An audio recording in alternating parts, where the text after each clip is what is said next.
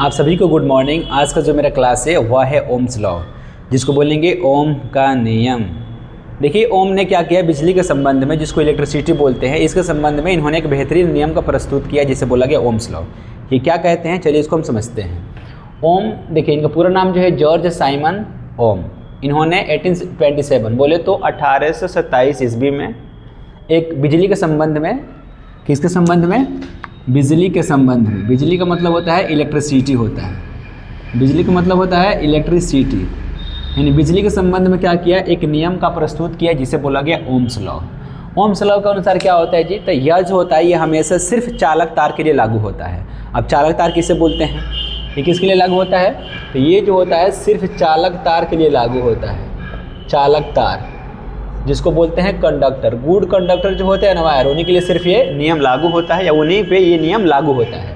जैसे यहाँ पे हो गए कॉपर हो गए और क्या हो गए एल्युमिनियम, ये दोनों के दोनों क्या है, तो दोनों के दोनों हमारे चालक तार हो गए, ठीक है ना। तो ओम्स ने क्या किया कि एक चालक तार, यहाँ पे डिफिनेशन हम लिख भी दिए हैं, किसी चालक तार में प्रवाहित हो रहे विद्युत धारा, विद्युत धारा को आई से बोलेंगे, किसी चालक तार में प्रवाहित हो रहे विद्युत धारा उस चालक तार में लगे विभवांतर भी के क्या होते हैं, समानुपाती होते हैं। उसे क्या बोलेंगे हम, ओम्स लॉ बोलेंगे, ठीक है ना। यानी इस नियम में क्या होता है ना कि विभवांतर जो होता है ये हमेशा धारा के साथ रहता है, हमेशा। यदि हम किसी चालक तार का वोल्टेज को बढ़ाएंगे तो वोल्टेज बढ़ाते हैं तो इसके साथ साथ विद्युत धारा का मान भी क्या होता है, बढ़ता है। यदि इसको हम निब्बा-निब्बी कॉन्सेप्ट से समझें तो इसमें क्या होता है ना कि चालक जैसे मान लीजिए विभवांतर क्या होगा जी, तो विभवांतर मान लीजिए हमारे क्या है, यह हमारा एक लड़का है और आई क्या है, तो एक लड़की है। ये एक दोनों दूसरे को क्या होते हैं, बहुत अच्छे तौर तरीके से चाहते हैं। यानी विभवांतर जो होता है हमेशा आई के साथ रहना चाहता है, लेकिन इसी में रुकावट पैदा करने के लिए आता है आर, जिसको बोलते हैं रेजिस्टेंस बोलते हैं। ये आर क्या करता है ना, इन दोनों को कंट्रोल करने का काम करता है, बैलेंस करने का काम करता है। नहीं तो ये दोनों क्या होंगे, एक दूसरे के साथ मिल जाएंगे। जब एक दूसरे के साथ मिल जाएंगे तो फिर क्या हो जाएगा, तबाही। क्या होगा, तबाही। इसको समझते हैं, इसको और हम कंसेप्ट के माध्यम से समझते हैं। देखिए यहाँ पे जैसे मान लीजिए कि यह एक चालक तार हो गया, या ये क्या हो गया हमारा चालक, ये हमारा कॉपर का एक चालक तार है। कॉपर का क्या है जी, तो यह हमारा एक चालक तार है और इसमें बहुत सारे इलेक्ट्रॉनिक डिवाइस लगे हुए हैं।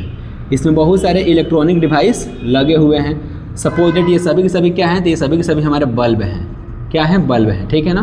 तो इस चालक तार में क्या होगा कि जब विद्युत धारा प्रवाहित होगा, विद्युत धारा प्रवाहित होगा, तो विद्युत धारा और ये वोल्ट, विद्युत धारा प्रवाहित होगा तो किसी न किसी वोल्ट पे होगा। तो यहाँ पे विद्युत धारा होगा, फिर उसके बाद से क्या होगा, वोल्ट होगा। इन एक दोनों क्या होंगे, एक दूसरे के साथ। अब जितना हम वोल्ट बढ़ाएंगे, जितना वोल्ट बढ़ाएंगे उतना ही धारा बढ़ेगा, उतना ही तेजी के साथ क्या होगा, ये जलेगा हमारा, ठीक है ना। इन दोनों को कंट्रोल करने के लिए आता है आर, जिसको हम लोग बोलते हैं रेजिस्टेंस बोलते हैं। जिसको क्या बोलेंगे, रेजिस्टेंस बोलेंगे। हिंदी में इसको बोलते हैं प्रतिरोध बोलेंगे। हिंदी में इसे क्या बोलेंगे, प्रतिरोध। ये क्या करता है, इन दोनों को बैलेंस करने का काम करता है, ठीक है ना। यदि वोल्टेज को हम काफ़ी ज़्यादा बढ़ा दें तो धारा भी हमारा क्या होगा, बढ़ेगा। जब ये दोनों बढ़ेगा ना, अगर ये आर कांस्टेंट ना रहे, आर इन दोनों को कंट्रोल ना करे, तो फिर हमारे जितने भी इलेक्ट्रॉनिक डिवाइस होते हैं, या जो हमारा तार जो होता है, चालक तार जो होता है, ये गर्म होकर फट जाएगा और सारा क्या हो जाएगा, तहस नहस हो जाएगा। तो इस चीज़ को समझने के लिए, बैलेंस करने के लिए ओम ने क्या किया, यहाँ पे एक रेजिस्टेंस को डाल दिया जिसको बोलेंगे आर। ये क्या करता है, हमेशा धारा का विरोध करता है। जैसे ही इसमें इलेक्ट्रॉन्स फ्लो होंगे ना, इस चालक तार में इलेक्ट्रॉन जैसे ही फ्लो, यानी धारा जैसे ही फ्लो होगा, तो ये आर क्या करेगा ना, इसको कंट्रोल करने का काम करेगा, ताकि हमारे जो इलेक्ट्रॉनिक डिवाइस जैसे बल्ब, एसी, फ्रिज, जो कुछ भी मतलब चलते हैं या जलते हैं, ये सब नियमित रूप से चल सके, ये वोल्टेज को कांस्टेंट करके क्या हो, चल सके। इसीलिए आर को यहाँ पे लगाया गया। तो आर हमारा हमेशा क्या होता है, प्रतिरोध होता है, जो धारा और विभवांतर इन दोनों क्या करता है, बैलेंस करने का काम करता है, ताकि हमारा इलेक्ट्रॉनिक डिवाइस या जो भी हमारे चालक तार है ये नष्ट ना हो। अब मान लीजिए पूरे घर में क्या है, वायरिंग है, ठीक है ना। पूरे घर में वायरिंग है, अगर क्या होगा, अगर रेजिस्टेंस ना होगा, तो रेजिस्टेंस नहीं होगा तो क्या होगा, अगर रेजिस्टेंस नहीं होगा ना, तो वोल्टेज जितना ज़्यादा आएगा ना, वोल्टेज जितना बढ़ाएंगे धारा उतना ही बढ़ेगा। तो जब वोल्टेज बढ़ाएंगे तो धारा बढ़ेगा, धारा जो काफ़ी तेज़ी के साथ जाएगा, तार गर्म होगा, फट जाएगा और सारे के सारे हमारे वायरिंग जो है घर के सब क्या होंगे, नष्ट हो जाएंगे। इसलिए यहाँ पे ओम्स ने इस चीज़ को समझा और यहाँ पे आर बोले तो रेजिस्टेंस को डाला, ताकि इन दोनों को क्या किया जाए, बैलेंस किया जा सके। यहाँ पे फॉर्मूला देखेंगे हम, यहाँ पे तो V = I × R होता है। पहला फॉर्मूला जो ये डिफिनीशन से आता है, किसी चालक तार में प्रवाहित विद्युत धारा आई उस चालक तार का मतलब गुड कंडक्टर जहाँ से इलेक्ट्रॉन्स फ्लो हो सके, उस चालक तार में लगे विभवांतर भी के क्या होता है, समानुपाती होता है, ठीक है ना, उसे हम बोलते हैं ओम का नियम बोलते हैं। तो ये फॉर्मूला से आता है V=I/R आता है, ये हमारा एक फार्मूला हो गया। एक आता है यहाँ हमारा क्या I=V/R हो गया यदि धारा फाइंड करना हो तो। थर्ड फार्मूला जो हो गया R=V/I होता है यदि रेजिस्टेंस को फाइंड करना होता, ठीक है ना। ये तीनों क्या है समझ लीजिए।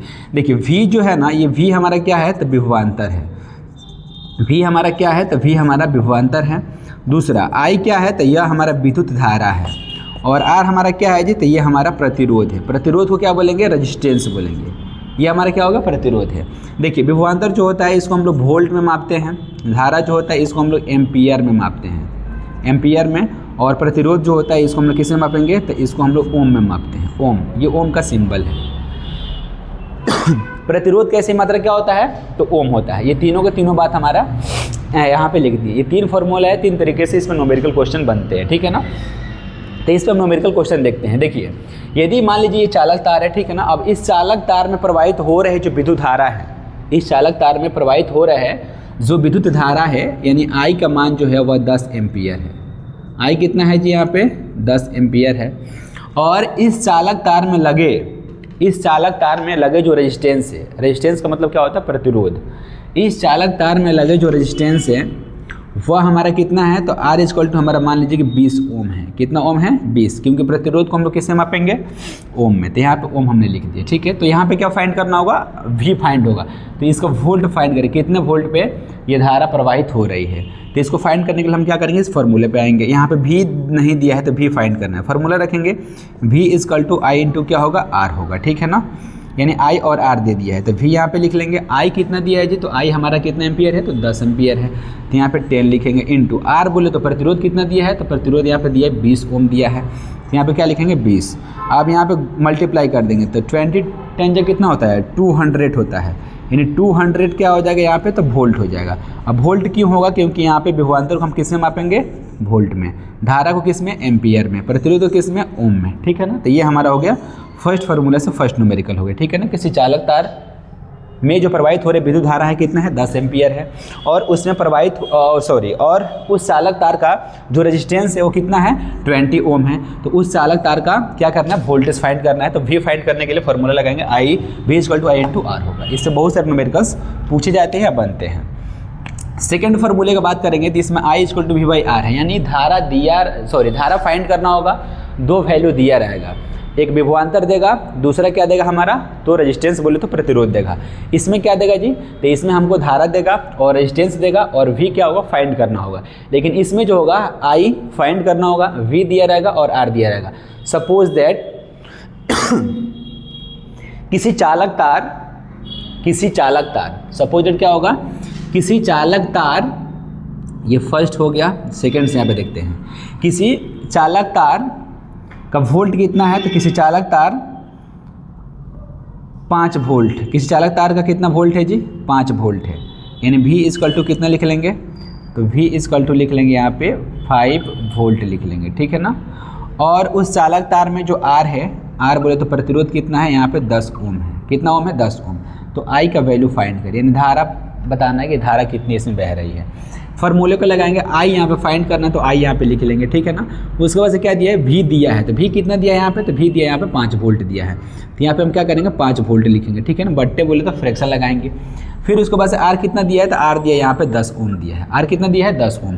इसको हम काटेंगे तो कितना हो जाएगा यहाँ पे, देखिए यहाँ पे डेसिमल लगाएंगे, 10 से इसको डिवाइड करेंगे यहाँ पे तो 5 डिवाइड नहीं होगा, ठीक है ना। तो 0 पॉइंट डेसिमल लगाएंगे, 0 आएगा यहाँ पे, और 10 5 कितना होगा 50 होगा, 10 5 कितना हो जाएगा यहाँ पे 50 हो जाएगा, ये कैंसिल हो गया हमारा, यानी 0.5 एम्पियर। इसको मिटका दे रहे हैं, यहाँ पे कितना हो जाएगा तो 0.5। अब बताइए I है ना, तो I को किससे मापेंगे हम, तो I को यहाँ पे लेंगे एम्पियर में, तो यहाँ पे क्या लिख देंगे 0.5 एम्पियर हो जाएगा, 0.5 एम्पियर हो जाएगा। यानी इसमें क्या पूछा, धारा फाइंड करने के लिए दिया क्या था विभवांतर, और क्या दिया था रेजिस्टेंस बोले तो R दिया था, ठीक है ना। तीसरा फार्मूला क्या कहता है ओम का, तो ये कहता है ना कि इसमें R फाइंड करना होगा, बोले तो रेजिस्टेंस फाइंड करना होगा, वोल्ट दिया रहेगा और क्या दिया रहेगा I दिया रहेगा। तो थर्ड के लिए यहाँ पे हम लिखते हैं, ठीक है ना। सपोज दैट मान लीजिए एक चालक तार, यही मान लीजिए हमारा चालक तार हो गया, कॉपर का चालक तार हो गया। इस चालक तार का वोल्ट कितना है जी, तो इस चालक तार का वोल्ट जो है वो 100 वोल्ट है। कितना वोल्ट है, 100 वोल्ट है, 100 वोल्ट है। और आई कितना है, तो आई मान लीजिए यहाँ पे 20 एम्पियर है। कितना एम्पियर है, 20 एम्पियर है। बोले तो धारा कितना है, 20 एम्पियर है। क्या फाइंड करना है, रेजिस्टेंस। तो इसका आर बराबर क्या होगा, तो आर बराबर वाट। तो यहाँ पे लिखेंगे हम कैलकुलेशन को, ठीक है ना। देखिए यहाँ पे आर फाइंड करना है, आर यहाँ पे लिख देंगे, आर लिख देंगे। फार्मूला में क्या क्या दिया हुआ है जी, तो यहाँ पे देखिए भी दिया है, कितना वोल्ट दिया है, तो 100 वोल्ट दिया है। तो यहाँ पे हम क्या लिखेंगे, 100 वोल्ट लिखेंगे, ठीक है ना। बट्टे में लिख देंगे फ्रैक्शन। एम धारा कितना दिया है, तो 20 एम्पियर दिया है। तो यहाँ पे हम क्या करेंगे, 20 एम्पियर को डाल देंगे, ठीक है ना। अब इसको हम क्या करेंगे, काट देंगे। तो 25 जो कितना होता है, 100 होता है, यानी 5 ओम हो जाएगा। कितना हो जाएगा, 5 ओम। रेजिस्टेंस कितना हो गया, 5 ओम हो गया। इसको हम बोलेंगे, ये हमारे ओम्स के तीनों क्या हैं, ये फॉर्मूले हैं। इस पे हमारे न्यूमेरिकल्स एग्जाम्स में पूछे जाते हैं। समझ लीजिए, एक बार और से रिपीट करते रहे। ओम्स नियम क्या कहता है, तो सिर्फ चालक तार के लिए लागू होता है। दूसरी बात यह है कि इसमें प्रवाहित हो रहे जो विद्युत धारा जो है ना, वो सीधे वोल्ट के क्या होगा, समानुपाती होगा, यानी एक दूसरे के साथ रहेंगे। रेजिस्टेंस क्या है, तो ये कांस्टेंट रहने के लिए, धारा और वोल्टेज को कांस्टेंट करने के लिए हम लोग इसमें आर का यूज करते हैं, ताकि हमारे जो इलेक्ट्रॉनिक डिवाइस हैं खराब ना हो सके। इसलिए हम लोग क्या करते हैं, यहाँ पे आर को लगाते हैं। तो आर देखिएगा, ये क्या करता है, सिर्फ कांस्टेंट का काम करता है। बाकी यहाँ पे भी और आई जो होते हैं एक दूसरे क्या होते हैं, साथ होते हैं, ठीक है ना। ये हो गया हमारा ओम्स लॉ। किसी को कोई डाउट्स तो कमेंट्स में लिखिए। अगर वीडियो अच्छी लगी तो लाइक करें, शेयर करें, कमेंट करें, और वीडियो को पूरी तरह से फैलाएं, ताकि और लोगों के पास पहुंच सके जिन लोगों को ओम्स लॉ की ज़रूरत हो, ठीक है ना। फिर मिलते हैं नेक्स्ट वीडियो में, तब तक के लिए थैंक यू।